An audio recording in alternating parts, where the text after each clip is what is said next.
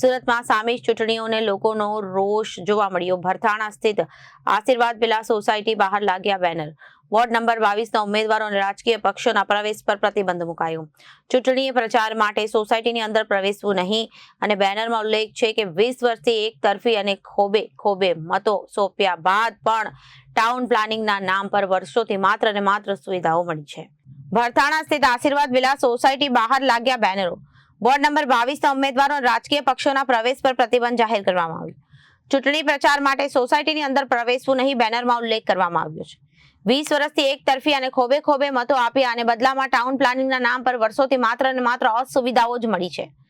જીવાદોરી સમાન મુખ્ય રોડ અને ગાર્ડન રિઝર્વેશનથી છીનવીને બીજાઓને એલર્ટ કરી દેવાયા છે।